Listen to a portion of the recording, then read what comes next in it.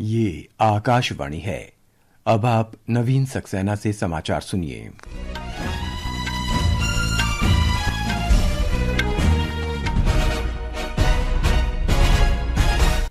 प्रधानमंत्री नरेंद्र मोदी ने आज पाम्बन वर्टिकल लिफ्ट सी ब्रिज का उद्घाटन किया और तटरक्षक बल के जहाज को हरी झंडी दिखाई।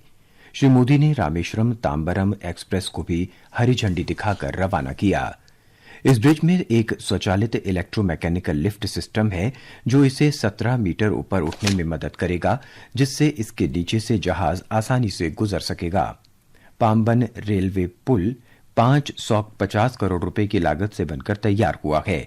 भविष्य की मांगों को पूरा करने के लिए ब्रिज पर दोहरी रेल पटरियों का निर्माण किया गया।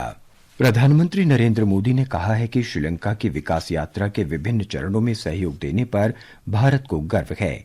प्रधानमंत्री नरेंद्र मोदी ने श्रीलंका यात्रा के दौरान मिले गर्मजोशी भरे स्वागत के लिए श्रीलंका के राष्ट्रपति अनुरा कुमारा दिसानायके के वहां की जनता और सरकार के प्रति हार्दिक आभार व्यक्त किया है। सोशल मीडिया पोस्ट में उन्होंने कहा कि इस यात्रा ने दोनों देशों के बीच घनिष्ठ सांस्कृतिक, आध्यात्मिक और सभ्यतागत संबंधों की पुष्टि की है। प्रधानमंत्री नरेंद्र मोदी की 3 दिवसीय श्रीलंका यात्रा आज संपन्न हो गई। उनकी इस यात्रा ने दोनों पड़ोसी देशों के बीच दीर्घकालिक संबंधों में नया अध्याय जोड़ा है। ब्यौरा हमारे संवाददाता से।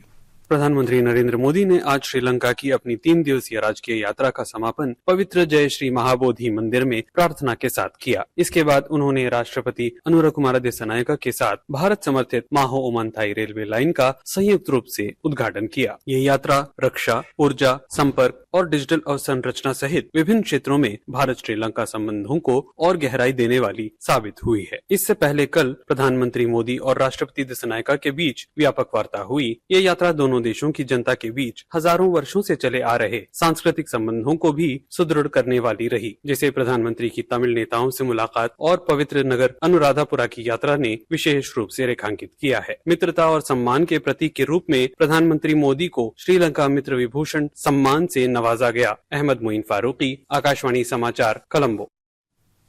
प्रधानमंत्री की यह यात्रा भारत की पड़ोसी प्रथम नीति के प्रति अटूट प्रतिबद्धता और समुद्री सहयोग तथा क्षेत्रीय एकीकरण के लिए उसके व्यापक महासागर दृष्टिकोण का प्रतीक रही।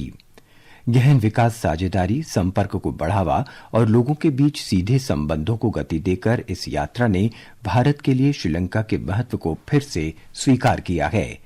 इसके साथ ही इस यात्रा ने हिंद महासागर में एक विश्वसनीय और उत्तरदायी भागीदार के रूप में भारत की भूमिका को भी रेखांकित किया है। राष्ट्रपति द्रौपदी मुर्मू आज पुर्तगाल और स्लोवाकिया की 4 दिन की राजकीय यात्रा पर जाएंगी। वो आज देर रात पुर्तगाल पहुंचेंगी। वो पुर्तगाल के राष्ट्रपति मार्सेलो रेबेलो डी सूसा से भेंट करेंगी और शिष्टमंडल स्तर की वार्ता करेंगी।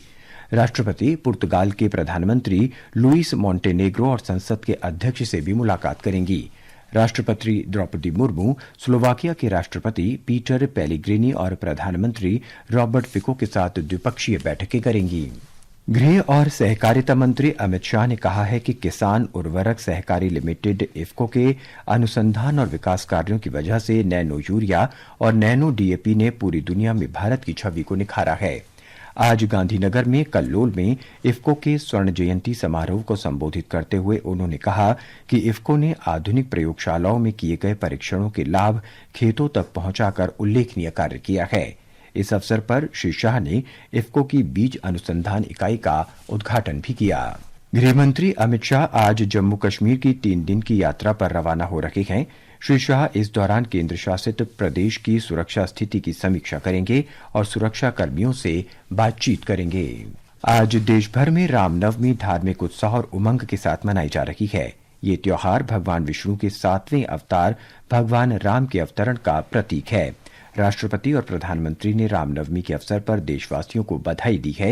एक सोशल मीडिया पोस्ट पर राष्ट्रपति ने अपने संदेश में कहा कि रामनवमी हमें धर्म, न्याय और कर्तव्य की भावना का संदेश देती है।